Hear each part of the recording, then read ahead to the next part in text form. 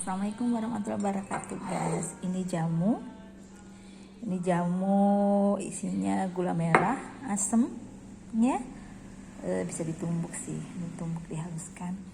Terus kunyit, jahe, kencur ya. Sementara itu isinya direbus dengan air. Ya, kalau di Jawa ada daun pepayanya juga. Kadang dikasih apa ya?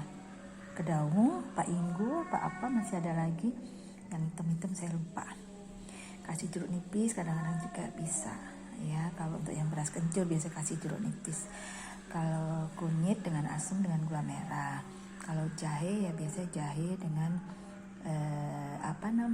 gula merah. Tapi kalau di Jakarta dicampur-campur ya, cabai puyang, lempuyang, kunyit, jahe, gula, asam atau kunir asam dicampur. Kalau orang Jawa tuh kunir asam sendiri dikasih gula kan tentunya, beras kencur sendiri dikasih jeruk nipis, kasih gula juga tentunya. Terus cabai puyang atau lempuyang sendiri, temulawak sendiri, brutowali sendiri, jamu godokan sendiri yang berbagai biji, batang, tangkai, macam-macam ya, kulit buahnya, kulit batangnya itu direbus, itu namanya jamu godokan, warnanya hitam, biasanya bisa dibeli di toko obat Cina dan lain-lain, bisa dibeli di tukang jamu, itu tuh jamu godokan ya. Lalu brutowali yang sangat pahit itu. Terus apalagi ya, beras kencur sudah, jamu paya ya, jamu godong kates misalnya, atau jamu daun pepaya itu ya air dari peresan daun pepaya itu aja, terus diminum ya, segar sekali. Kasih jeruk nipis juga enak, dikasih lagi madu juga enak, dikasih lagi kalau orang Jawa tuh dulu apa yang hitam-hitam itu ya, apa inggu ya namanya, inggu gitu. Ada lagi kedaung tuh disangrai dimakan gitu saja, itu seperti gas-gas itu keluar, enak, brol gitu, jadi enteng ke badan. Itu saja teman-teman aku share pagi ini pengalaman aku sejak kecil. Dulu hampir tiap hari ya, boleh dibilang tiap hari minum jamu, bisa siang, sore, yang lewat maupun yang di pasar maupun yang mengantar ke rumah atau ke toko kami kan satu area dengan pasar gitu. Yang pedagangnya atau ahlinya membuat jamu itu benar-benar sampai terkenal banget. Dan juga kadang-kadang kita beli kalau di kotaku di Ponorogo beli ke Mbah Pangkat, itu ada orang Cina jualan jamu godokan, kita rebus aja dan seterusnya. Itu juga iya. Terus aku punya tetangga, masih saudara, itu waktu aku kecil lihat ada orang nyetor ke situ misalnya biji kedondong, biji jeruk seperti itu, terus kunir yang dirajang-rajang tipis-tipis yang kering semua ditimbang di situ, lalu oleh tetangga yang masih saudara itu dikarungin gitu, dimasukkan ke mobil, dibawa mungkin ke Solo atau Semarang atau Wonogiri, saya nggak tahu, tapi intinya ke pabrik jamu ya, pabrik jamu yang terkenal itu. Dan waktu kecil aku sudah terbiasa dengan bau-bau seperti itu, main ke situ, ngelihat bagaimana nimbangnya, bagaimana diangkutnya ke mobil dan seterusnya.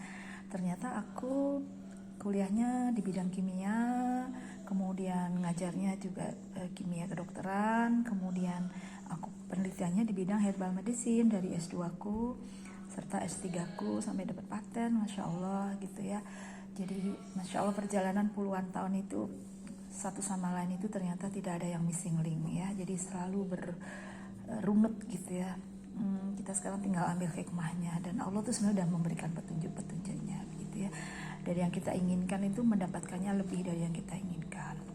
Misalnya waktu itu kan orang juga taunya ya kalau sekolah itu pengen jadi dokter gitu ya, kalau orang IPA misalnya seperti itu, atau insinyur ya, sejauh itu.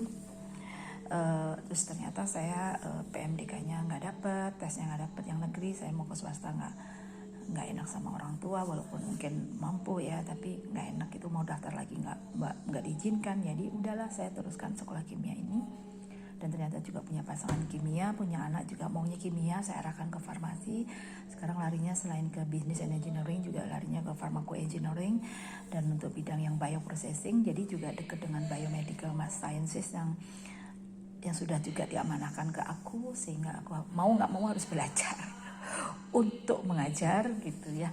Jadi aku dipaksa menjadi dosen oleh Allah untuk membagi, untuk selalu belajar, dan mungkin Allah tidak mungkin ya, insya Allah melihat saya sejak kecil memang tekun belajar, rajin belajar, kemana-mana bawa buku, di toko bawa buku, pergi bawa buku, di bus, naik bus ke Surabaya kemana, atau bawa mobil sendiri atau naik travel ke Jogja kemanapun, bawa buku, ke Semarang, ke Solo, ke Malang, ke Banyuwangi, Bali, kemana-mana bawa buku, bahkan sampai bawa latihan UMPTN ya, mengerjakan IPA terpadu dan seterusnya.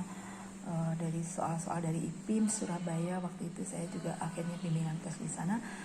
Nah, akhirnya saya ternyata menjadi dosen di bidang kedokteran, dosen untuk memproduksi dokter muslim, dan dosennya para dokter untuk di bidang biomedical sciences untuk program pasca sarjana juga, dan seterusnya. Kemudian ternyata saya juga kuliah di kedokteran di UI yang tidak pernah saya impikan. Saya memimpikan di Jogja, ternyata penelitian saya juga di Jogja, di FK Jogja, dan juga di farmasi UGM juga ya. Jadi yang kita impikan tidak jauh dari itu, tapi Allah memberikan more than that. Dan di kala pandemi ternyata saya dapat bekerja secara daring.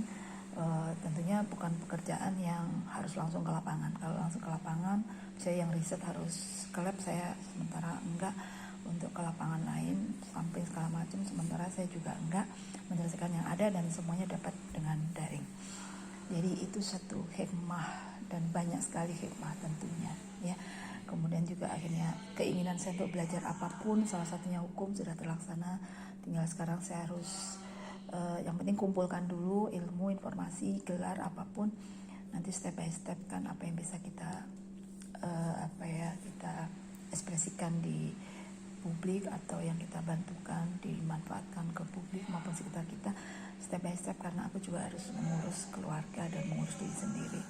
Aku juga sudah menua, jadi aku harus banyak prioritas untuk kesehatan aku dan keluarga, apalagi pandemi ini juga termasuk kesehatan publik ya, public health, karena masalah pandemi adalah masalah dunia ya.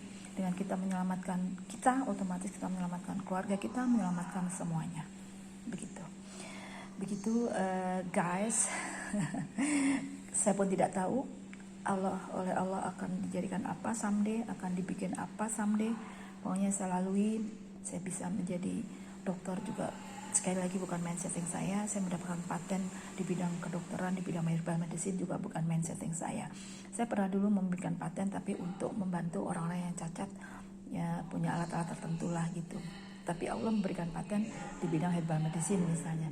Jadi terserah Allah, kita tinggal jalani saja sampai mana dan apakah yang dikehendaki Allah itu. Intinya hanya saya share bahwa apa yang kita inginkan sebenarnya oleh Allah dikasih ya. Mau lebih lama, lebih pendek, dengan fluktuasi apapun, bahkan kita dapat lebih dari itu. Demikian, semoga semakin semangat, sukses, dan beruntung dunia dan akhirat. Selamat pagi guys, assalamualaikum warahmatullahi wabarakatuh. Mari minum jamu. Ini kita kirim ke Dek Mufli. Kita buka pintu kamarnya untuk belajar tadi ya. Dadah, assalamualaikum.